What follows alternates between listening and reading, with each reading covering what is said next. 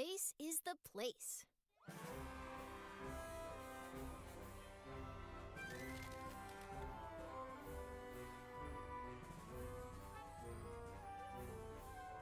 So you want to get to space. Have you tried rockets?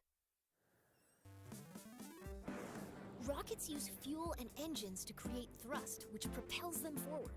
When a fuel tank is empty, it is dropped to stay as lightweight as possible, allowing the rocket to go even faster. These tanks, as well as other expendable parts of a rocket, are called stages. Different stages do different things. Often the first stage is very powerful, with just enough fuel to get the vehicle through the atmosphere. The second stage usually has a low-thrust engine that, while not as powerful, is more fuel efficient. After dropping the heavier first stage and leaving the atmosphere, the second stage engine pushes the much lighter second stage to orbital speed.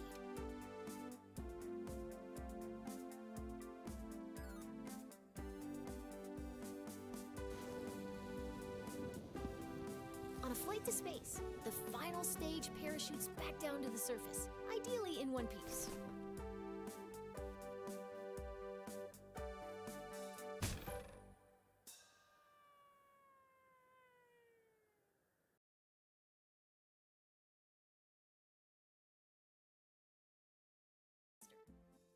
These tanks, as well as other expendable parts of a rocket, are called stages.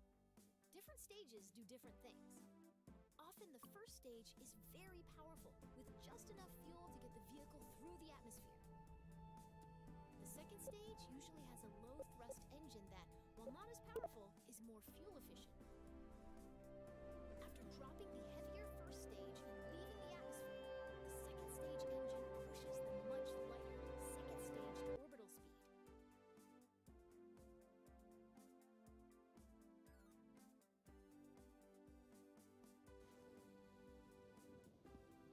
On a flight to space, the final stage parachutes back down to the surface, ideally in one piece. These tanks, as well as other expendable parts of a rocket, are called stages. Different stages do different things. Often the first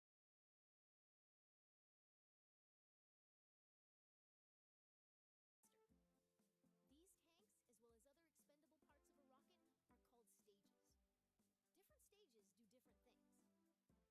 with just enough fuel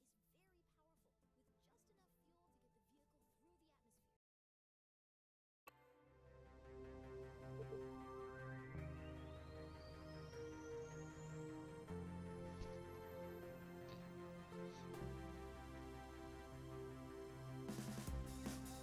vehicle through the atmosphere. Let's learn how to rotate the flight camera. That way, great! You can also zoom the camera in and out. Nice! Go ahead and pick your favorite view for this launch. Your rocket is ready for launch. Every good launch starts with a big green button and lots of fire. Most bad launches do too, actually.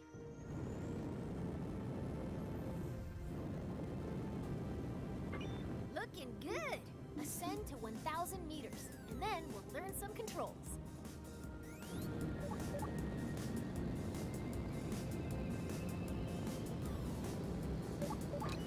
Okay, you're a kilometer up. You can still crash, but you'll have more time to correct your course if you start pointing at the ground. When flying a rocket or a plane, we have specific terms for moving. Pitch tilts your rocket's nose up and down.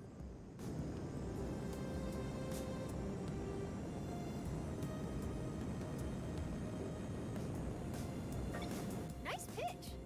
Now pitch up until you're flying straight up. Let's move on. Yaw steers your rocket left and right. Try it now.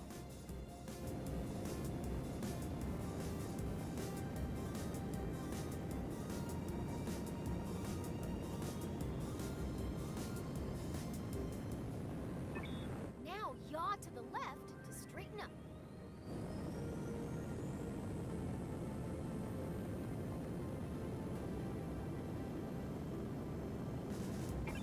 Excellent! Now for the final control. Roll rotates your rocket clockwise and counterclockwise. Try it now.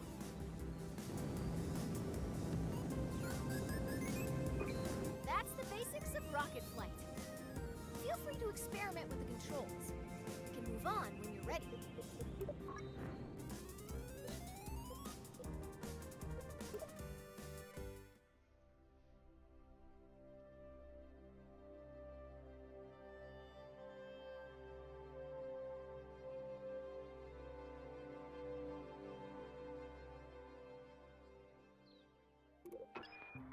So you want to get to space. It's time to make a rocket. A simple rocket requires 4 crucial components: a command module, fuel tank, engine, and parachute. Let's start by learning how to add a command module.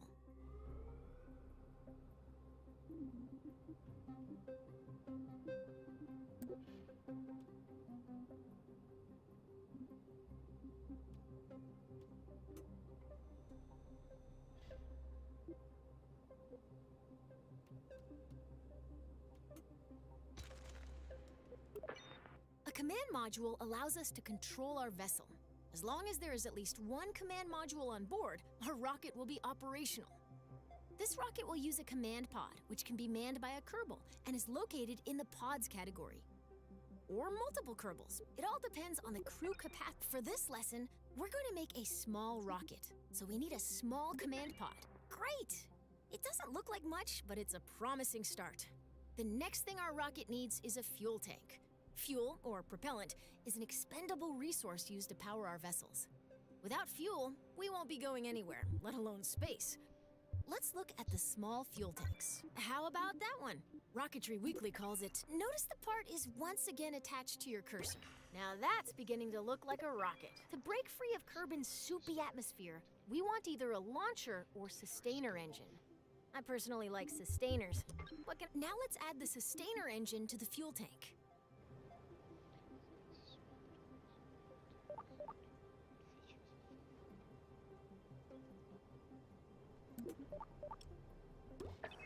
Excellent! Our rocket is looking pretty great. We just need one final touch. As is, our rocket can absolutely take flight. But our one Kerbal rocket doesn't weigh much, so we only need... Now, all we need to do is put it... Congratulations! You've just built a rocket. Are you sure you haven't done this before?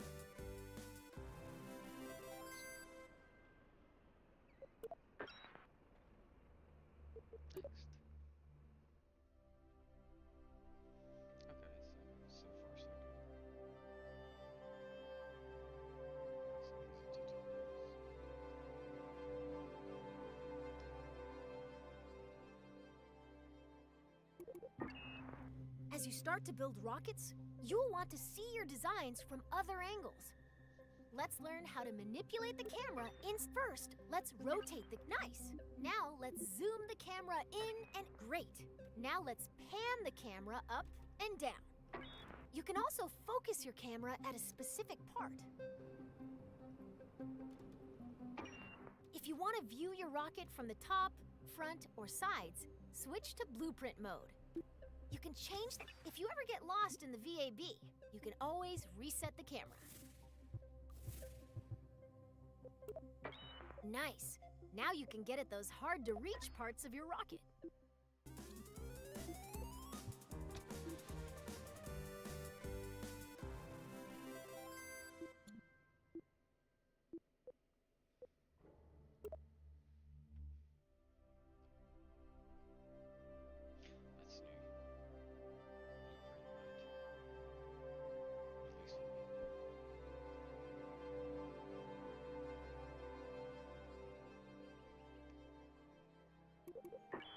Your rocket's ready. Let's take it out for a little hop. Let's move this rocket to a launch pad. Welcome to the launch pad. Today you'll be flying straight up. Your rocket should do fine without any steering inputs, but if things get out of line somehow, feel free to intervene.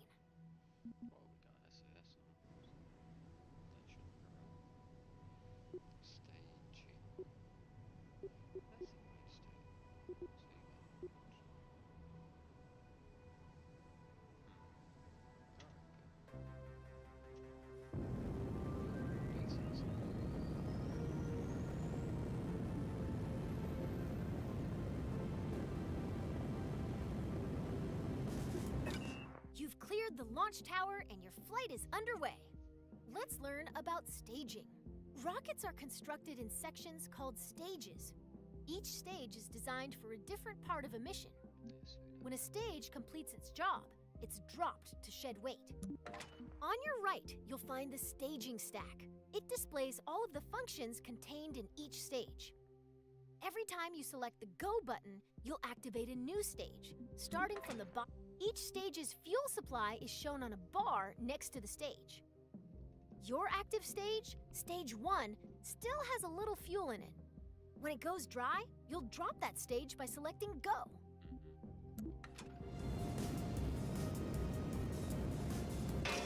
Your first stage is out of fuel, and all it is doing is slowing you down.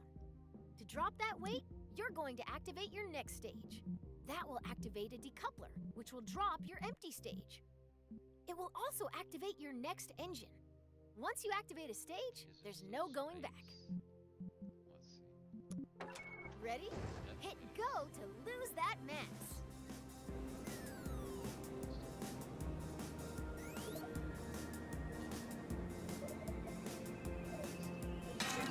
Congratulations! You're nearly to activate the next stage to separate those tanks. Your capsule will now continue coasting up. All that's left to do is gaze back down.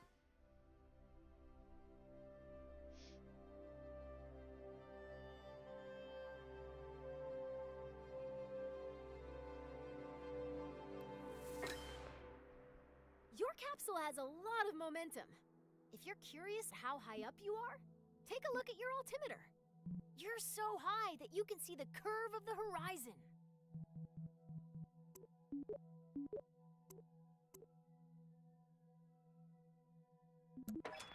Rocketry involves a lot of waiting between the cool explosions.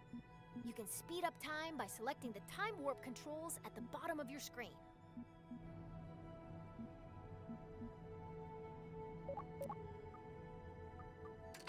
Check, you're about to start falling back down. Let's slow down and enjoy the view. Great job. You're now a master of time. Try not to use this new power for evil.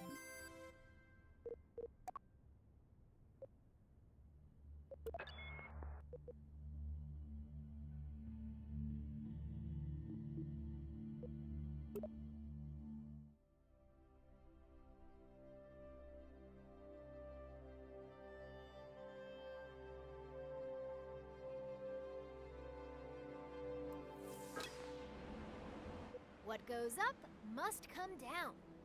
Wind resistance will slow down your capsule's descent, but not enough to prevent it from turning into a bunch of tiny capsules when it lands. That's why we've attached a parachute.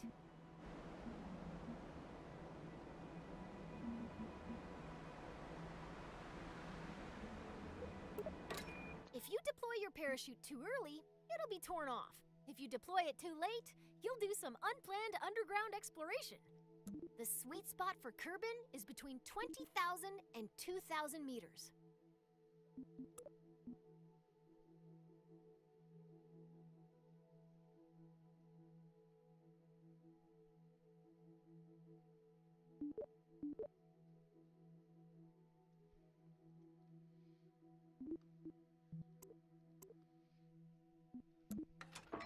Okay, you're low enough to activate the final stage that contains your parachute.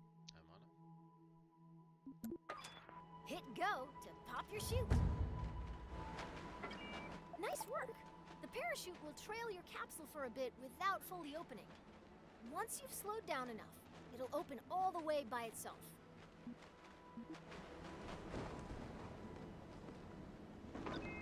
Your parachute is now fully deployed and slowing the capsule to a safe velocity.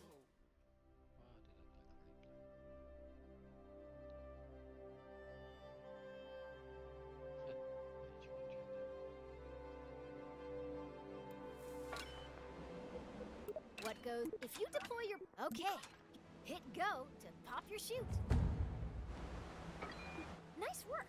The parachute will trail your capsule for a bit without fully opening. Once you've slowed down enough, it'll open all the way by itself.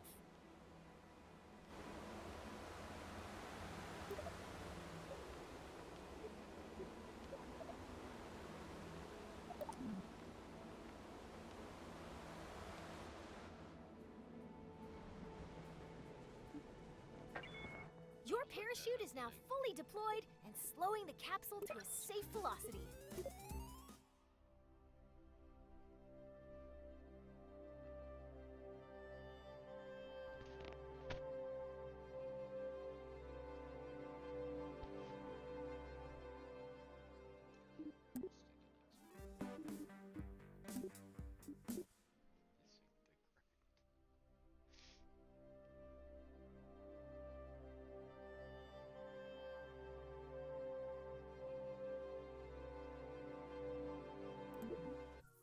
Missing the ground.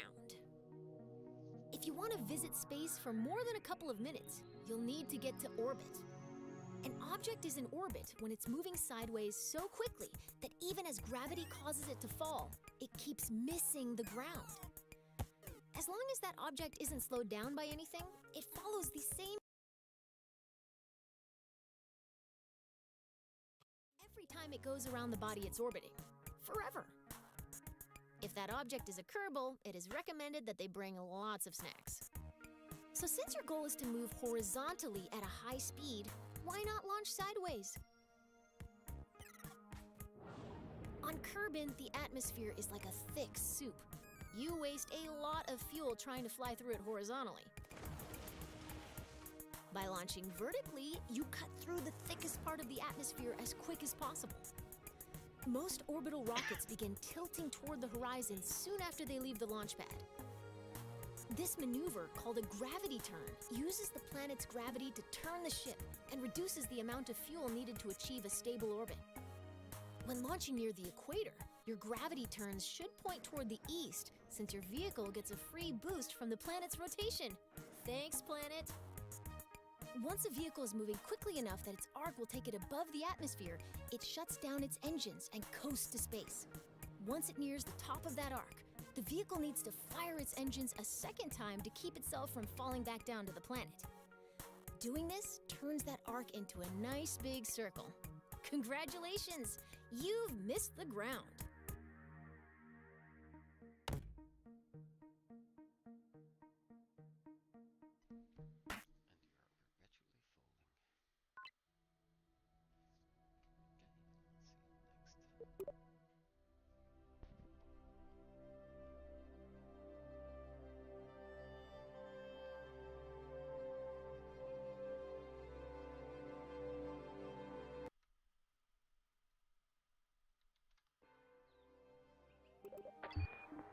When you're making a rocket, it's often easiest to work top to bottom, tailoring each stage to carry the weight of everything above it.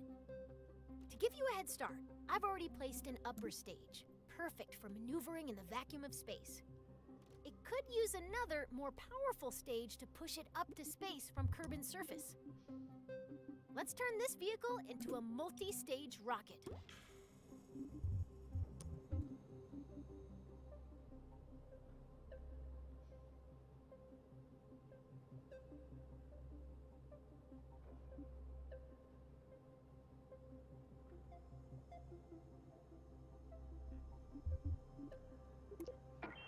Anytime we intend to drop an empty stage after using all of its fuel, we connect it to the stage above it, add that decoupler to... We need to attach a larger, more powerful lower stage to the bottom of your rocket.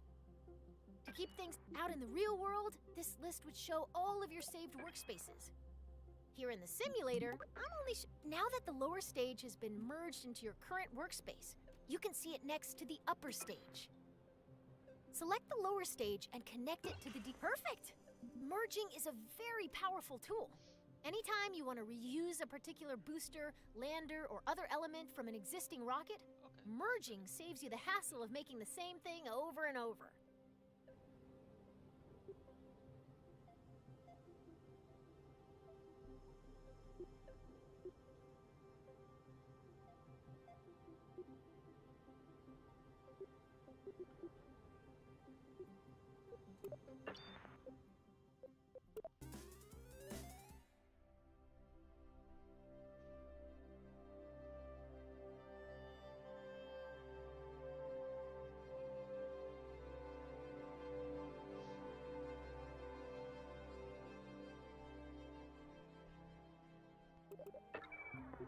Space rockets sometimes need an extra boost.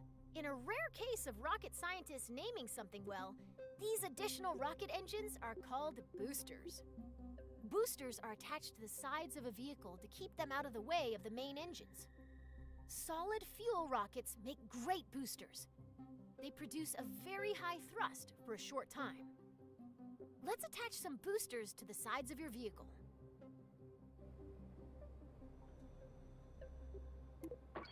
We'll start by attaching 4 radial decouplers that will eject the spent boosters when they're empty. To make sure that these decouplers are evenly spaced and aligned with one another, you'll be using...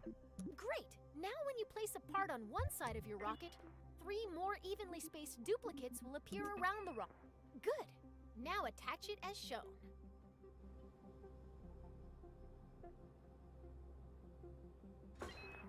Perfect! Now you've got 4 radial decouplers exactly where they need to be. Let's attach those solid fuel boosters.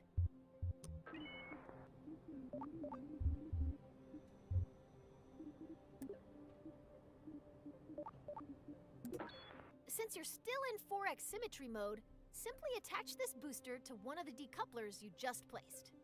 That will attach copies of that booster to the remaining decouplers.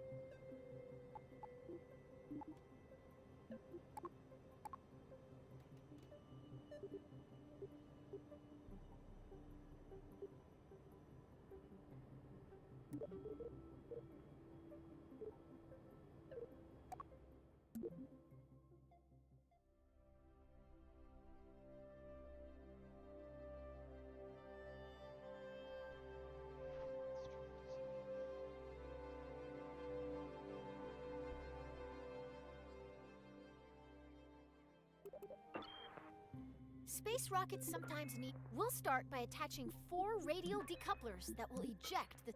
Great! Now when you place a part on one side of your rocket, 3 more evenly spaced duplicates will appear around the rocket. Go ahead and add 4... Good! Now attach it as shown. Perfect! Now you've got 4 radial decouplers Let's attach those solid fuel boosters. Since you're still in 4x symmetry mode, simply attach this booster to one of the decouplers you just placed. That will... Great job! You've finished your orbital rocket. You can symmetrically place up to 8 parts at once, a feat that could until now only be achieved by certain sea creatures.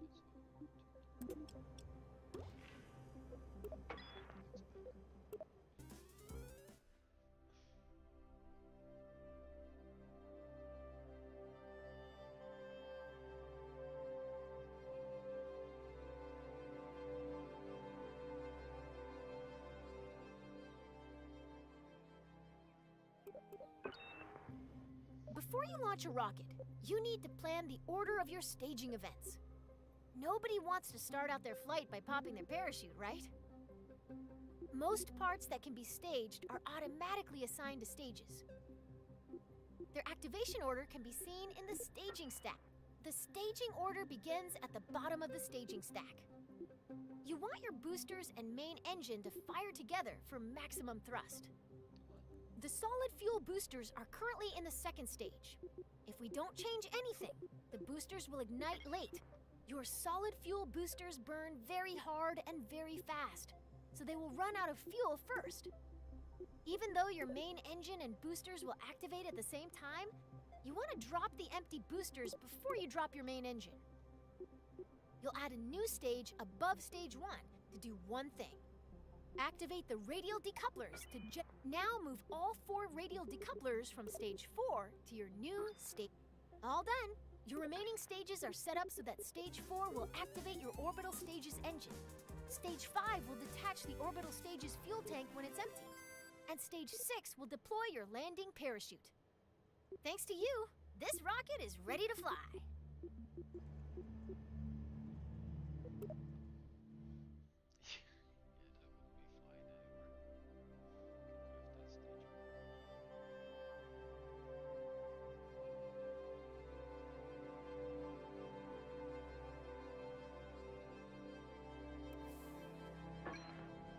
All right, we're ready to light this candle. Before we begin, let's talk about the nav ball. The nav ball shows your vehicle's orientation relative to the horizon. The blue half of the ball represents the sky, and the brown half represents the ground. The level indicator at the center shows your vehicle's orientation. When you turn, the ball turns. When you roll, the ball rolls. Assuming you want your rocket pointed at the sky, you'll want to see lots of blue on the nav ball. If you get confused, remember this rhyme. If the nav ball's brown, you're going down.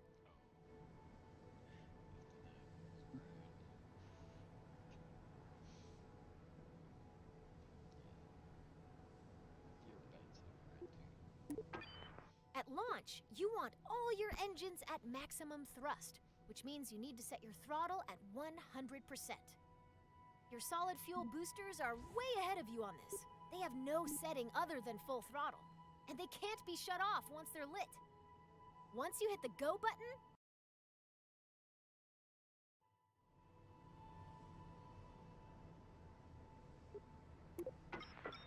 your fuel levels are visible within the staging stack. Right now, you can see that your main engine and 4 boosters are all topped off and ready to rumble. It's time to go.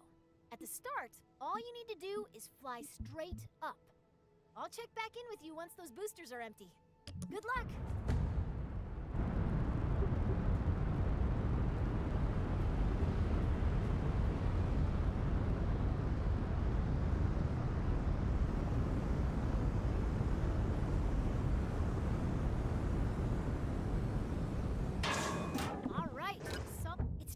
Start your gravity turn.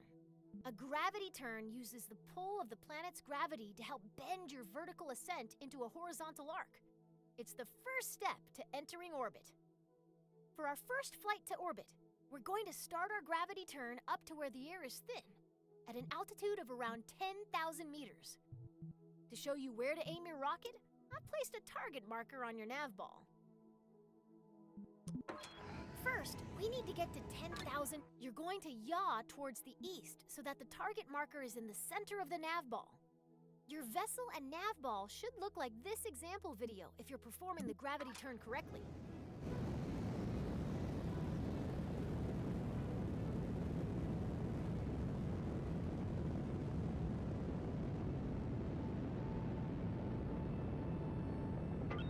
Way to make Kerbin's gravity work for you.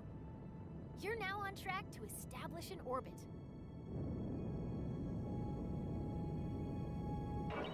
Your current stage's fuel is empty. Let's drop it and activate your... Great job! Your rocket is on its way to orbit. As you gain experience, you can make your gravity turns more efficient by starting to tilt your rocket soon after liftoff. Adjusting course with a series of small corrections instead of one big one will leave you with a lot more fuel when you get to orbit. Turning immediately after launch requires a very stable rocket. So if you ever have trouble keeping the pointy end up, you can try the simplified wait and turn method we use today.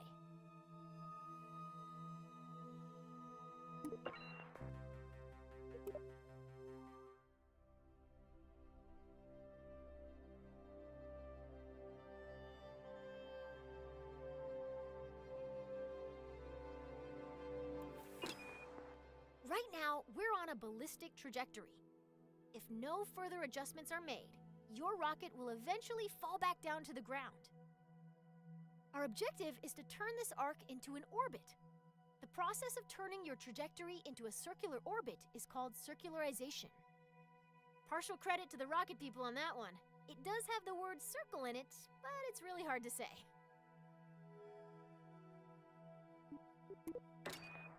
When planning and executing orbital maneuvers, you'll want to switch to map view, where you can see every part of your current trajectory.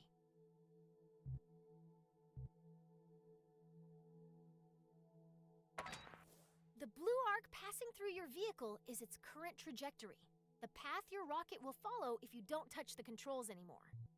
Our goal is to make that arc into a circular orbit. After you've coasted nearly to the top of this arc, you're going to point forward, and then you're going to ignite your engine. If you time this burn right, you'll never quite get to the top of the arc, as it'll keep widening in front of you until it wraps all the way around the planet. Let's break that down a little more. The top of your arc has a helpful tag in map view. It's called the apoapsis, abbreviated as AP. You're going to max out your throttle before you pass this point.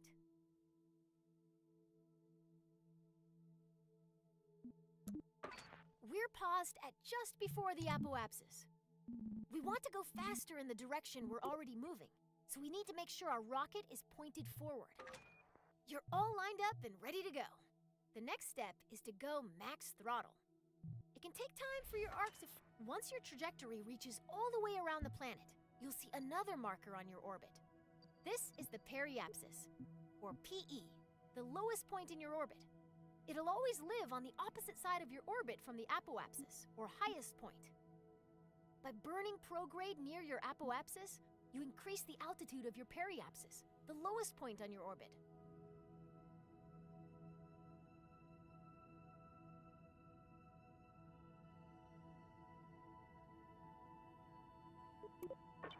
Here's the most important thing to remember about setting up an orbit above an atmosphere. Your periapsis must be higher than the atmosphere, or your rocket will start to slow down every time it dips into the upper atmosphere. On Kerbin, that means every part of your orbit must be higher than 70... Okay, your orbit is fully out of the atmosphere. Cut the throttle. You did it! You're in orbit! This is when I'd usually tell you to look under your seat in the simulator, where you'd find a delicious celebratory treat. Sadly, since the vending machine in the astrodynamics lab broke down, it has gotten very difficult to hide snacks anywhere at KSC. Feel free to take a moment to admire your first orbit. In a way, you've given yourself a mind snack, which is way better than the edible kind anyway. Right? Right?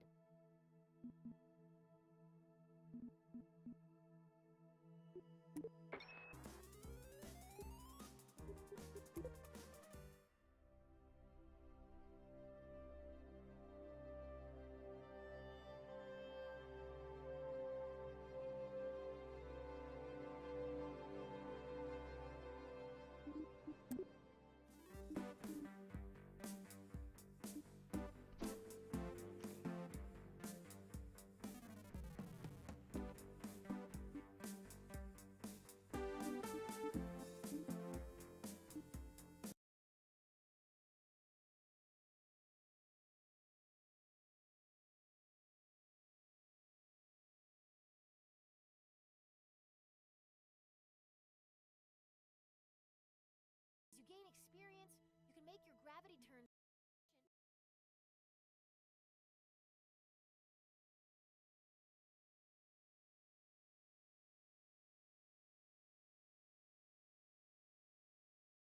Turning immediately after launch requires a very stable rocket. So if you ever have trouble keeping the pointy end up, you can try the simplified wait and turn method we use today. Let's do circular.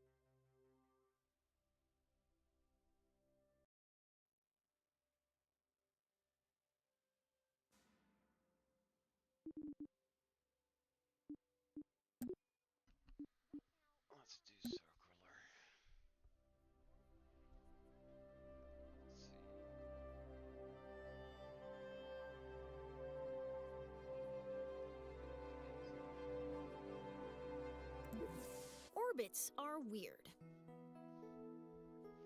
Remember your orbiting baseball? What if you wanted to make its orbit higher? Well, it's a baseball, so grab your bat and try to hit the ball to a higher orbit. Your first thought might be to try to deflect the ball upwards. Unfortunately, hitting the ball upward bends its orbit so that it hits the ground before it can return to you. What you need to do is hit the ball in the direction it's already moving, adding to its already high velocity. Now that you've sped the ball up, why isn't it flying any higher? It just keeps whizzing by at the same height it always did. After all, I said that making it go faster would make it go higher. What gives? The ball is actually going higher, but it's going higher on the opposite side of the planet from where you're standing. You've raised its orbit, and you've learned the first lesson of orbital maneuvering. Your actions affect the opposite side of your orbit. Weird, huh? So your ball is moving faster, but it's still passing you at the same height. How do you get its orbit higher on this side of the planet? Now that you know how changes in velocity affect the other side of your orbit, you've got all you need. By adding velocity to the ball at the highest point in its orbit, you raise the lowest point in its orbit and make it circular again.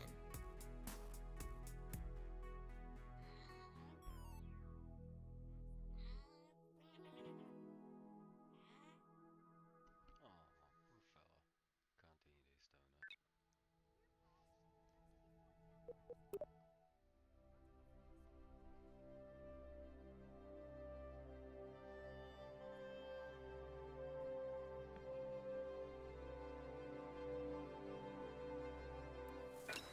An equatorial orbit is good, but if you want to travel beyond Kerbin, you will need to manipulate your orbit.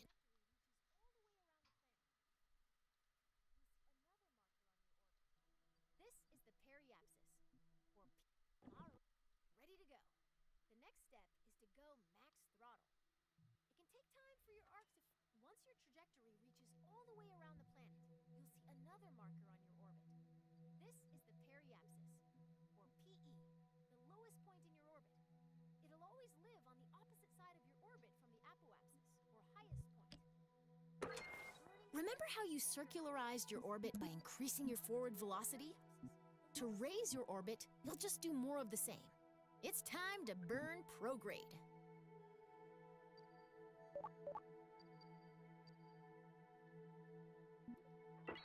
Now that we're pointed the right way, we can increase the throttle and watch our orbit expand.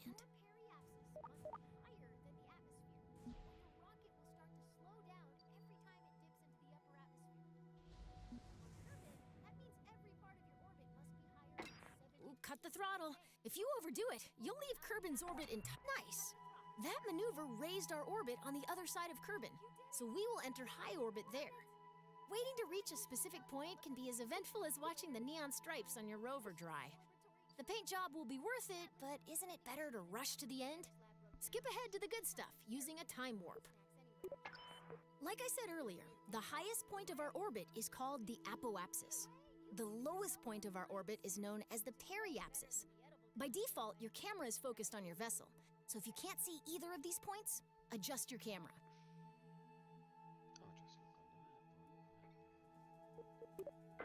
Scroll the middle mouse wheel to zoom in and out.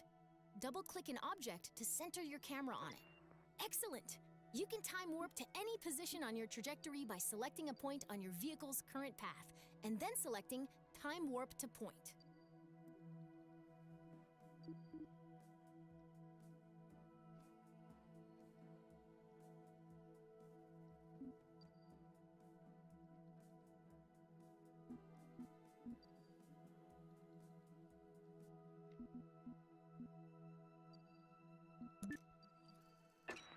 Now you're way up in the sky, so high that if you circularize your orbit now, you'll be in high orbit. Wow, the black starry void looks so small from here.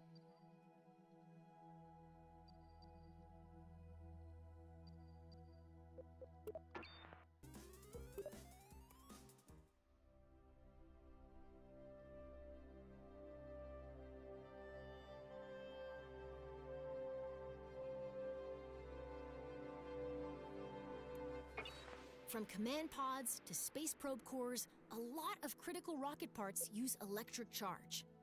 You'll want to design your rocket so it can generate and store EC. Most rocket engines generate electric charge while active, but we'll still need a way to keep our batteries full while coasting between maneuvers. Solar panels convert Kerbal's light into EC for our rockets. Small solar panels can just be placed, but large solar panels are delicate and must only be deployed once we're out of the atmosphere. I've equipped this rocket with 2 deployable solar panels. Here's a hand crank. Get to work. Just kidding. There's a handy... Great! The solar panels are now extended. Light tracking solar panels... Oh, excellent. The solar panels are soaking up all of those sweet photons and giving our rockets some much-needed EC. You can see the status of any solar panel within the Part Manager in the Electrical Parts menu. You can either access the app directly by clicking the app button, or you can right-click a part to directly access it in the Part Manager.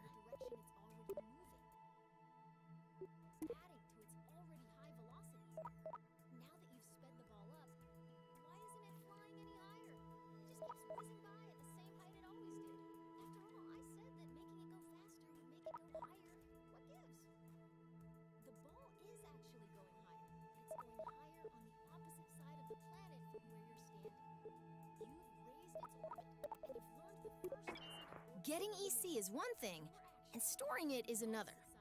Most command pods have a small battery, but many missions will call for additional EC storage. When we're traveling far from the sun or going to the dark side of a planet, more batteries means more peace of mind.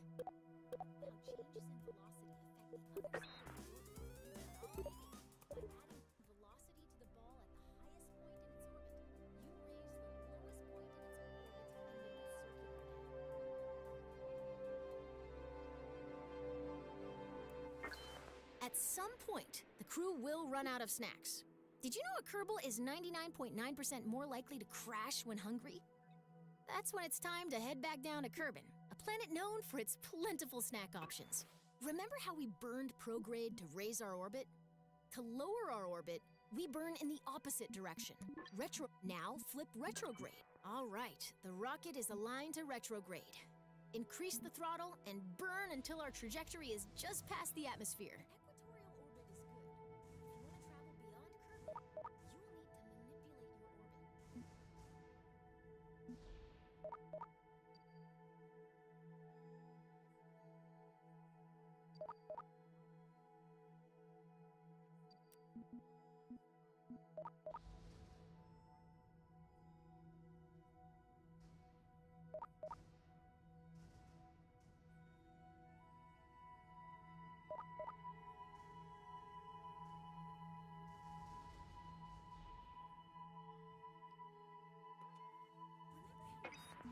As we decelerate, watch what's happening to our periapsis. Once it enters the atmosphere, this rocket is on a path back to the ground. Don't ease off the throttle yet, though. We're gonna keep burning until our trajectory intercepts the ground. This should give us a good idea where our capsule will land. That's it. Now that we're on a collision course with Kerbin, we need to turn that collision into something more survivable. This process of crashing without dying is called landing. Our upcoming stage will activate a decoupler, dropping the engine and exposing a very important heat shield. Why don't you do that now?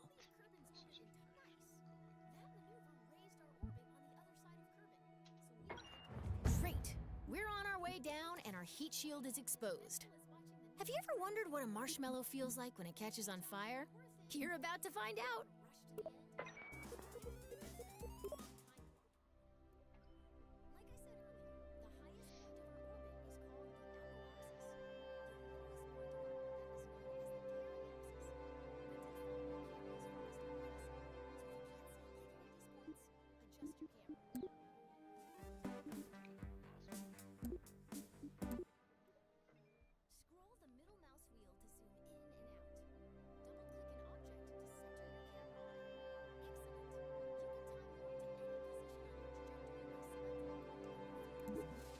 Orbital transfers. As you know, the faster you go, the higher your orbit gets. If you get moving fast enough, your orbit may cross the orbit of some other object, like a moon or a planet. The closest celestial body to Kerbin is the Mun. If you're looking for somewhere else to fly a rocket, the Mun is a good choice. The real trick to getting there is timing your departure so that the Mun captures your vehicle at its highest point. If you mistime your departure, you may miss the Mun entirely, which creates a lot of paperwork. Let's assume you've left at the right time and the Mun is there to meet you. As your vessel approaches the Mun, it enters a zone in which the Mun's gravitational influence on your orbit is stronger than Kerbin's. This zone is called the Mun's sphere of influence. You've had to go very quickly to escape Kerbin's gravity, much too fast for the Mun's low gravity to capture you. If you don't slow down, your vehicle will speed past the Mun and be flung farther into space. Remember what I said about paperwork? Once you're in the Mun's gravity well, the best way to slow down is to fire your engines backwards until your trajectory becomes a nice, stable orbit. Now you're a moon of the Mun! Ha!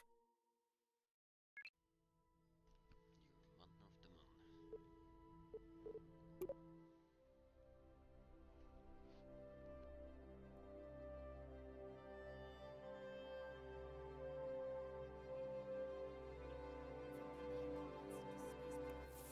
Our rocket is in orbit over Kerbin and ready to fly. The mission today is to, drumroll please, intercept and orbit the Mun. To be captured by the Mun's gravity, our vessel must cross into the Mun's sphere of influence, or SOI, the zone in which its gravity is stronger than any other celestial body around it. We're going to create a maneuver plan to figure out when... Great! Now here's a new trick. We can select any object as a target in map view. Targeting gives us useful information and enables new tools. Once we've targeted a celestial body or other object in space, our maneuver will provide closest pass and plane angle information. This can be very helpful for meeting up with someone or something in space. Right now, our camera is following our vessel as it orbits Kerbin. We want to place this maneuver plan with two things in mind. First, the Mun is in motion. We can't aim our spacecraft where the Mun is right now. Instead, we have to aim where the Mun will be after our vehicle has coasted all the way from Kerbin. Second, remember how increasing velocity raises the opposite side of our...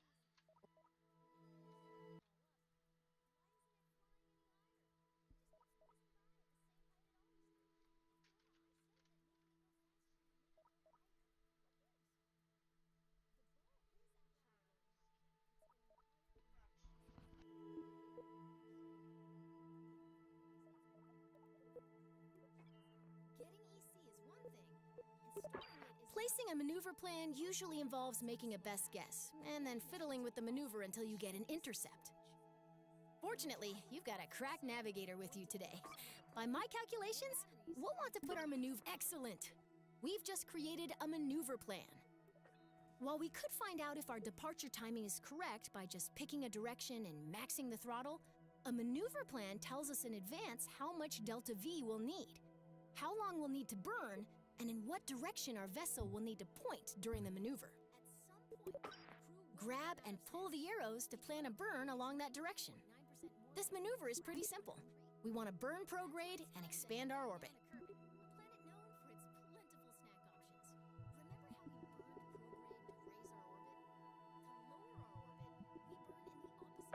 Nice!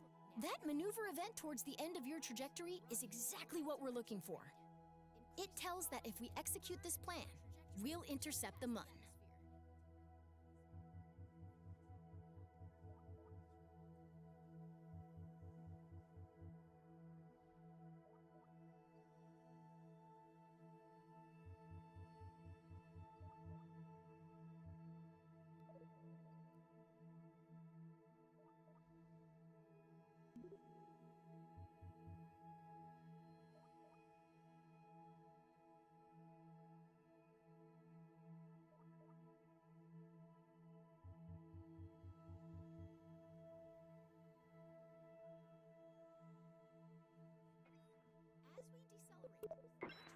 If a maneuver looks right, but we're not getting the intercept we expect, we can change the starting position of the maneuver by grabbing and dragging the middle of the maneuver plan along our orbit.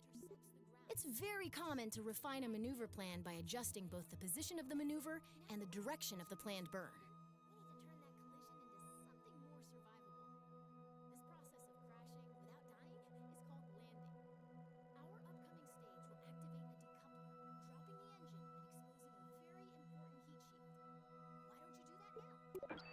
If we don't want to maneuver at all, we can delete the plan, either by right-clicking the gizmo and selecting delete, or through the burn timer.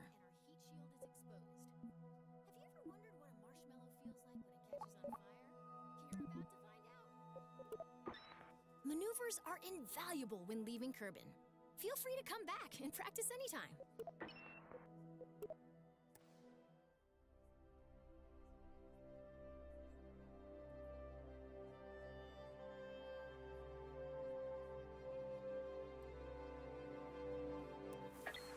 We've got a maneuver plan that intercepts the Mun. Now we just need to execute that maneuver and fly to the Mun ourselves.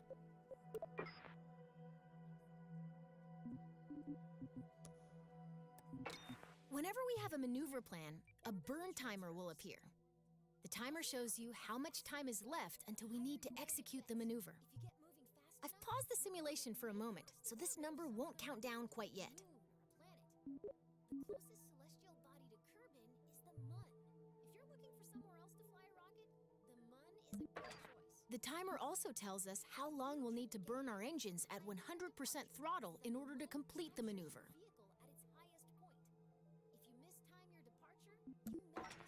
Now let's take a look at the nav ball. Now your vehicle is properly oriented. And through the magic of SAS and more math than I'd like to admit, our vessel is properly oriented. We're still far from our planned burn, so let's speed things up.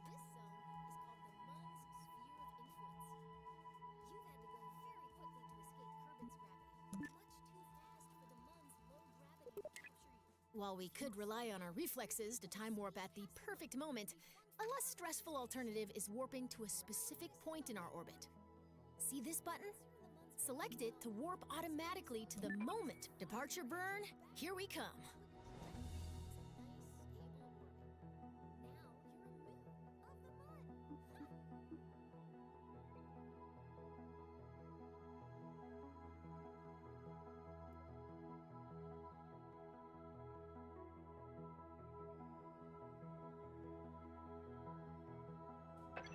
I like explosions too, but now isn't the time to start your burn. Let's try again.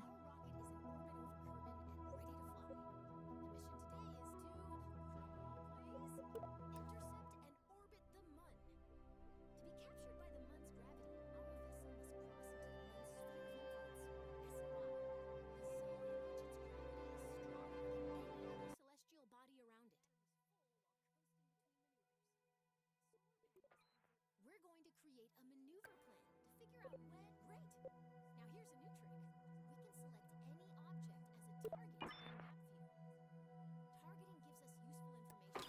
Whenever we have a maneuver plan, a burn timer will appear.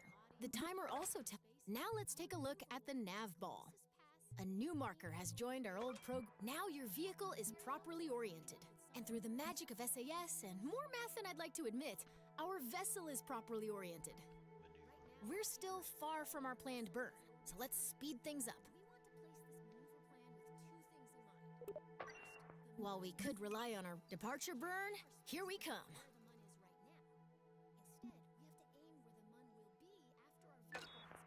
Great! We've exited just before our maneuver burn, and I've paused the simulation once more. After we select continue, remember to wait until the countdown reaches 0. Then, okay, get ready to hit the throttle.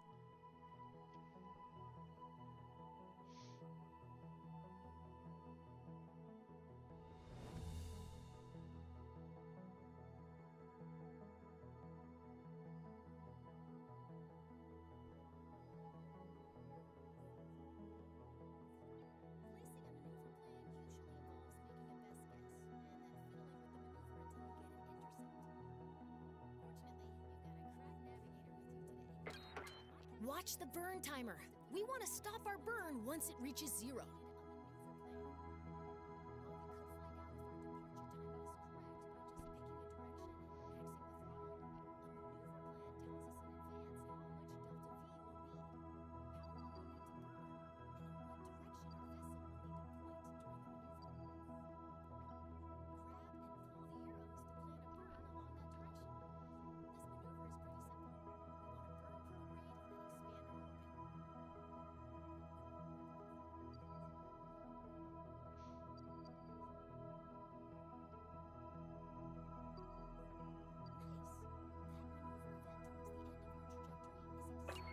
Everything's looking great. Cut the throttle.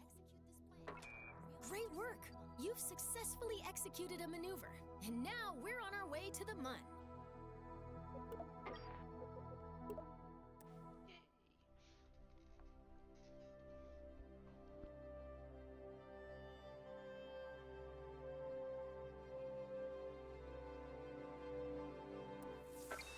It's going to take a while to reach the Mun, but don't let the wait fool you.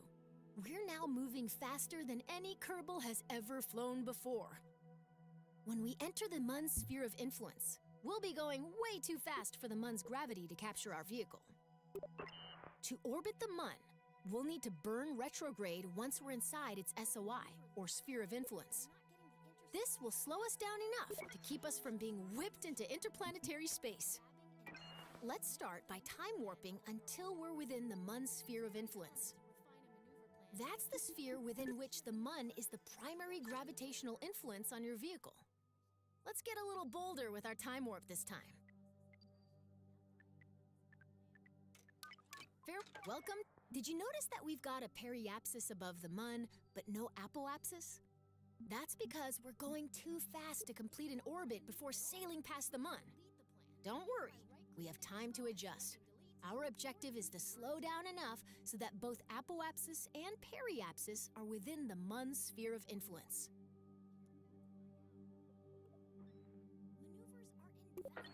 Remember the rule of orbital opposites. Because we want to lower your apoapsis, we'll need to place our maneuver plan at the periapsis. Let's get started.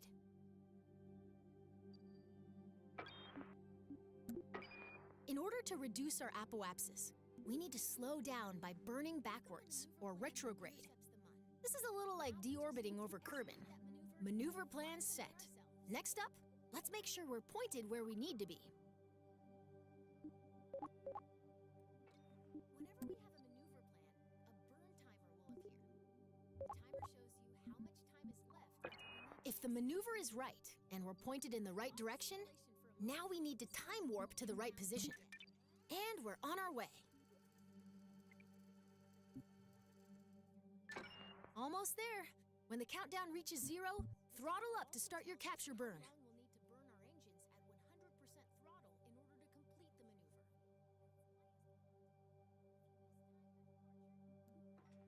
Now let's take a look at the nav ball. Now your vehicle is properly oriented, and through the magic of SAS and more math than I'd like to admit, our vessel is properly oriented. We're still far from our planned burn, so let's speed things up.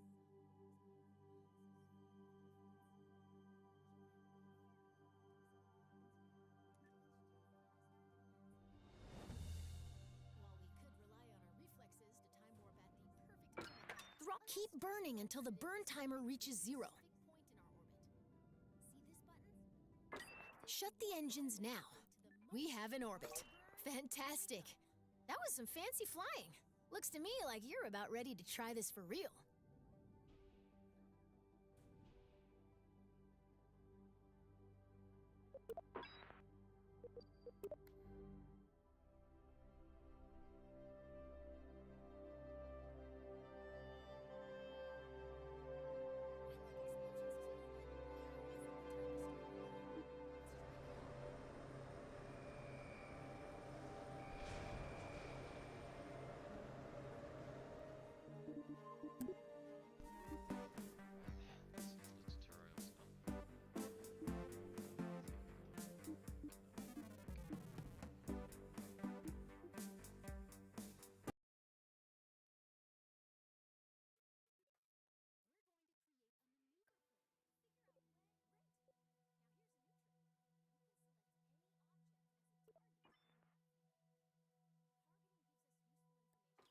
Whenever we have a maneuver plan, a burn timer will appear.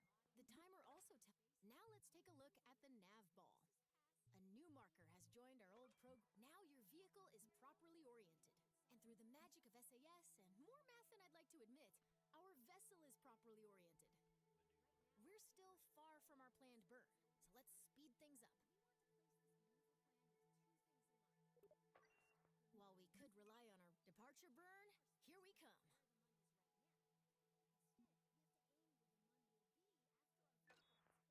Great!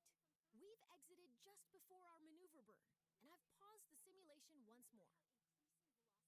After we select continue, remember to wait until the countdown reaches 0. Then, okay, get ready to hit the throttle.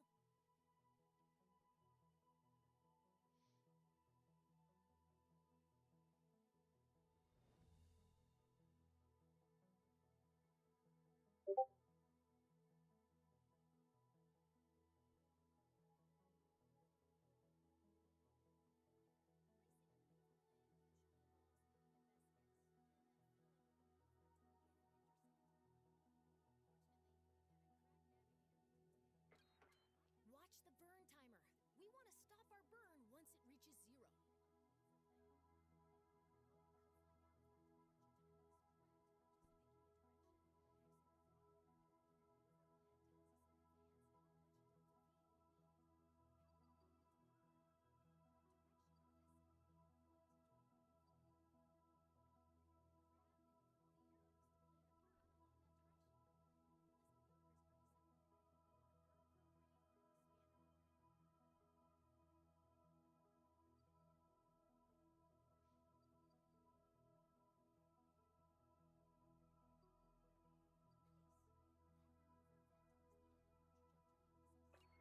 Everything's looking great.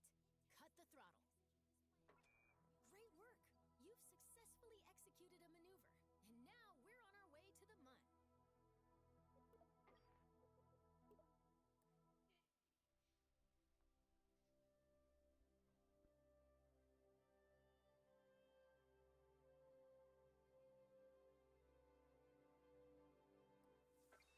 It's going to take a while to reach the Mun, but don't let the wait fool you. We're now moving faster than any Kerbal has ever flown before. When we enter the Mun's sphere of influence, we'll be going way too fast for the Mun's gravity to capture our vehicle. To orbit the Mun, we'll need to burn retro. This will slow us down enough to keep us from being whipped into interplanetary space. Let's start by time warping until we're within the Mun's sphere of influence. That's the sphere within which the Mun is the primary gravitational influence on your vehicle. Let's get a little bolder with our time warp this time. Welcome. Did you notice that we've got a periapsis above the Mun, but no apoapsis? That's because we're going too fast to complete an orbit before sailing past the Mun. Don't worry, we have time to adjust. Our objective is to slow down enough so that both apoapsis and periapsis are within the Mun's sphere of influence.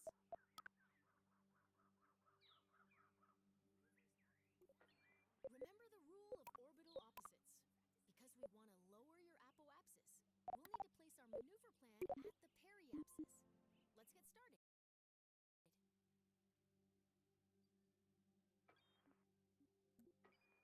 In order to reduce our apoapsis, we need to slow down by burning backwards, or retrograde.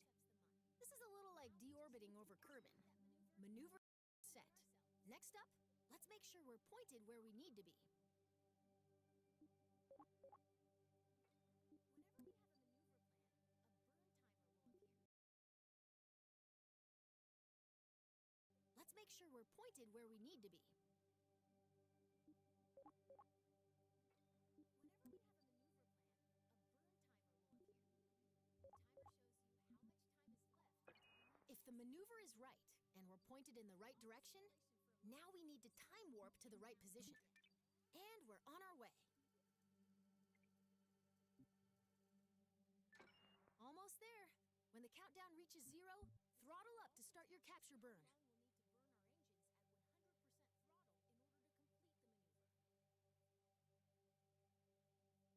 the nav ball. Now your vehicle is properly oriented, and through the magic of SAS and more math than I'd like to admit, our vessel is properly oriented. We're still far from our planned burn, so let's speed things up. While we could rely on our reflexes to time warp at the perfect moment, keep burning until the burn timer reaches 0. Point in our orbit.